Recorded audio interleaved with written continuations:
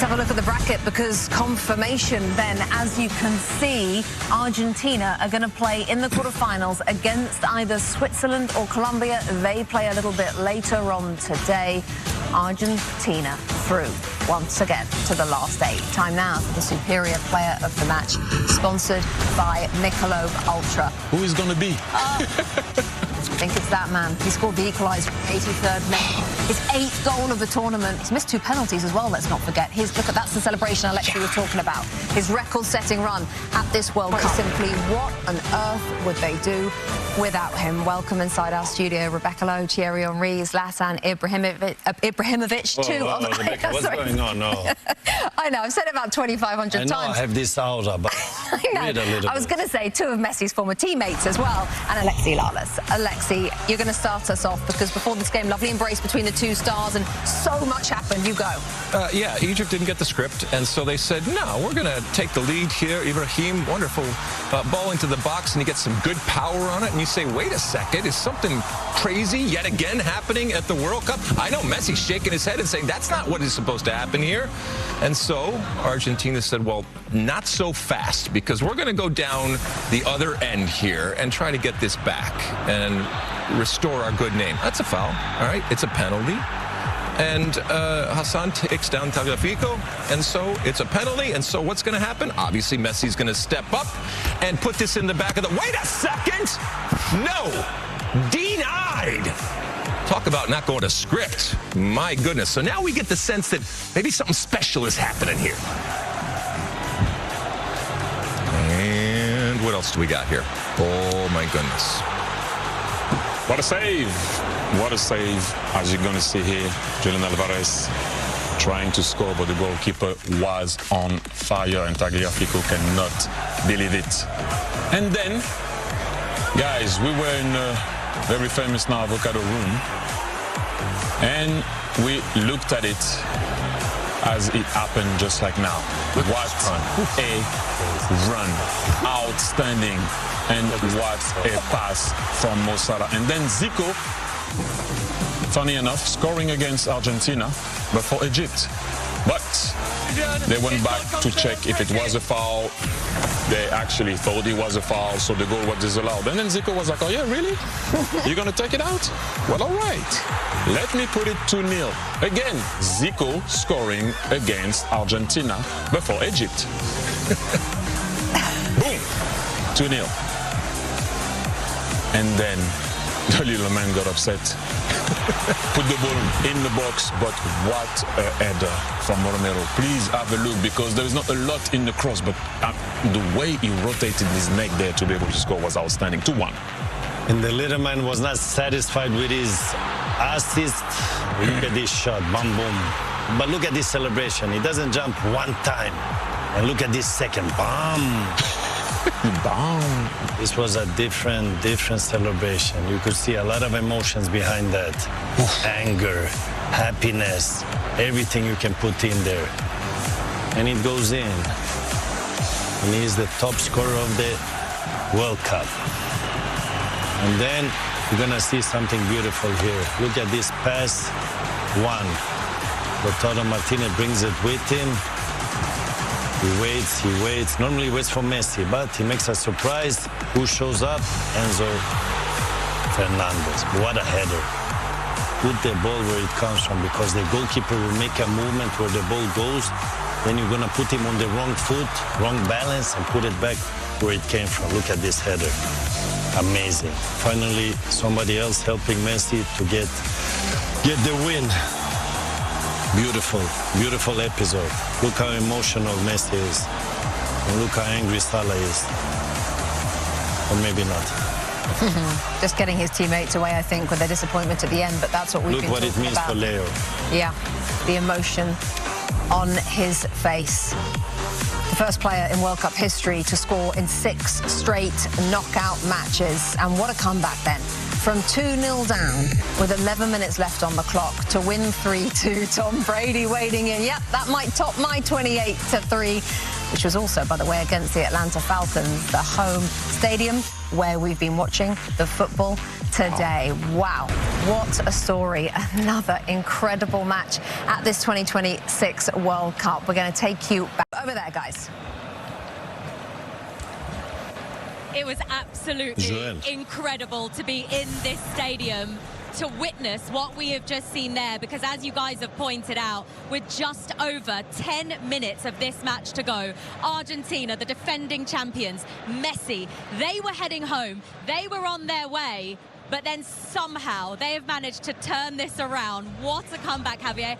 How on earth did Argentina do that? I mean, with that passion, Clarence and I were talking about off cameras, not this passion, this grit, this never give up for this team. You know, we can see their fans, you know, they're still singing, they're still celebrating. What we felt over there watching the game, it was like, regardless of the 2-0, the supporters were feeling that they might come back, you know, and yeah, they were coming, the goals were coming, but I think a substitution that it was very important, Clarence, of this game. Very important, and you said it all, that the heart that this team has shown when they won the World Cup. The same thing I'm seeing here in Lautaro Martinez. We were calling it. They needed something different. Alvarez was a bit all over the place. We needed a bit more experience, somebody who could think about the game and add value to what Messi generally does as an architect. And of course, he's celebrating here with his fans. They waited a lot of time here on the pitch, right, Jules, to celebrate with the fans. And I mean, it's emotional. Yes. It's very emotional. Also because if we go back now to Egypt, what a match they played. Oh, wow. Incredible. Yeah. What a match they played. How big is that decision now when we look back at it to disallow that huge. goal? I think it's huge, and this doesn't go in favor of Egypt, obviously, or against Argentina. It's just a very harsh, in my point of view, you know, play over there that, yeah, they went, they reviewed it, they said it was a call. For me, it's very soft, even not a foul, but it's part of the game you need to play. What surprised us the most, it was that regardless of that call, Egypt said, okay, let's play, let's keep playing, and then they scored the second goal in another very good counter-attack. And then we cannot even blame Egypt on anything what happened. I mean, the goals were just quality goals of Argentina. Congratulations. Yeah, so, I mean, look at the third goal. Alvaro Martinez,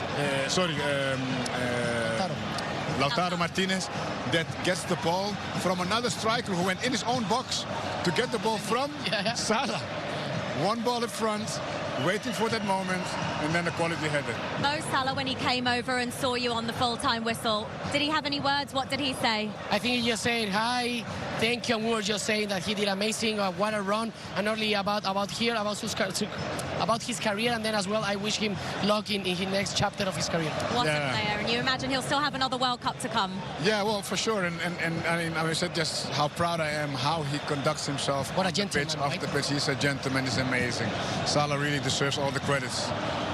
All right, guys, well, as you can hear in this stadium, there is still so much noise going on here, Rebecca.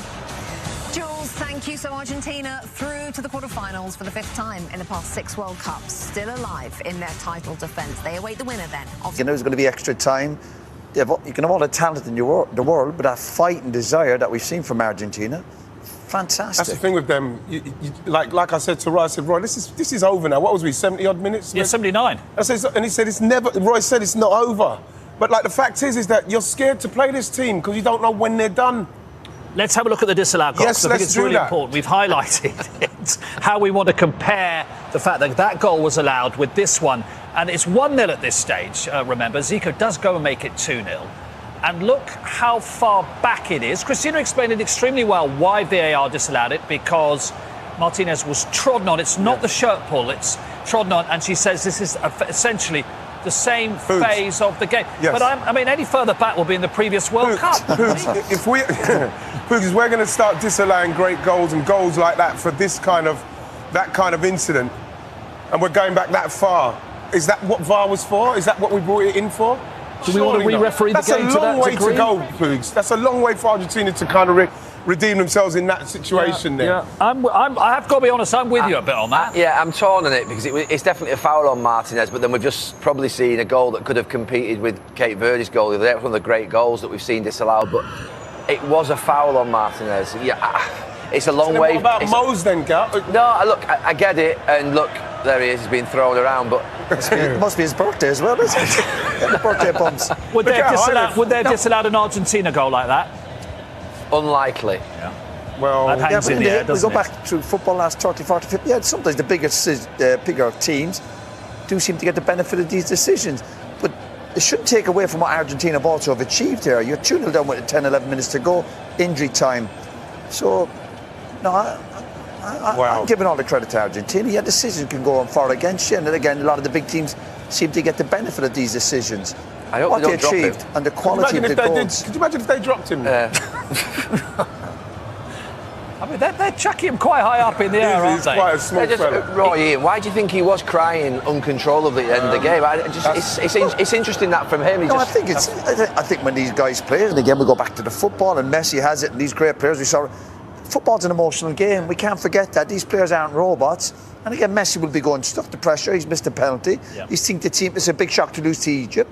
And these affect these great players. Yeah. It's a sliding doors moment of what might have been. It might have been the last 10 minutes of his international career. And remember, like Gary mentioned just quickly, about what it means to Messi and what it means to those Argentinian fans for Messi and the pressure that Messi's under and why he's crying and why he leads them out, what he means to them. Right, well, we're going to take a break and then we will do the other goals as well that we haven't seen. Some terrific goals in there. Let's look at the Egyptian goal, Gary, which is a really good header. Even if they're defending, you've got a query mark over Martinez and what he's doing here. Yeah, I'm surprised because he's usually the best, actually. Because of his size, he's very aware of being body-to-body and touch tight. He puts a great delivery into the back post. But you just watch him here. He's close. He's sort of wrestling with that Ibrahim, and then all of a sudden he just steps off him, and I think he might just be thinking about stepping up for offside with the rest in line. But just watch him. He's quite tight. He's tight, and that's what he does. He's very good at it. And then he just switches off for a split second. Maybe he thinks that they're going to push up. But it's a great delivery, great header, and look, gives Egypt a fighting chance here. Yeah, when the ball goes in there, sometimes who really wants to win it? Brilliant header. Yeah, it is. He's heading it back where it's come from as well. He's just got on the right side of him. He's just got a good... Just head it back where it's come from. Yeah. And puts them 1-0 up. Right, so Lionel Messi, for all his brilliance, misses another penalty. It's the second he's missed at this World Cup. That's an unwanted record. When we have a look at it, it's very well created. You like the Messi pass? Yeah, I do. Even though you're thinking that you don't want it to be dropping too deep. But even this pass here just takes a few players out of the game. Lovely way to pass, and obviously poor defender. He's not aware of what's around him. Obviously clever to just get the touch on it and then the penalty. And to be fair, we're watching it here in Righty. We didn't fancy him. No. I know his record obviously is not great. No. And again, Ali's mentioned there, for a great player like Messi, almost lacking that belief in himself. It's amazing. So he's missed half the penalties he's taken in the World Cup. That excludes penalty shootouts. Yeah. Gary, doesn't someone have to take penalties? We've tied it up, given the views on why the second Moroccan goal was disallowed. Let's have a look at the one which did count, which seemed, for all the money in the world, as if it was going to lead Morocco to a very famous win. And I'm happy to admit it, because Ian's just reminded me off there. With the speed at which they broke, I said, well, that's because Argentina's legs are giving out on them, Ian. They showed. I know. That was an amazing break, this. It was. I thought that I didn't think Mo was going to get it to him, but this was the skill here from Hassan. That's fantastic bit of skill from Hassan, and in the finish, obviously he's not going to miss from there. But again, look, Gal, you're talking about the centre halves, and he was thinking about the centre halves. You watch Romero and Martinez, and they're the best, worst centre halves in the world.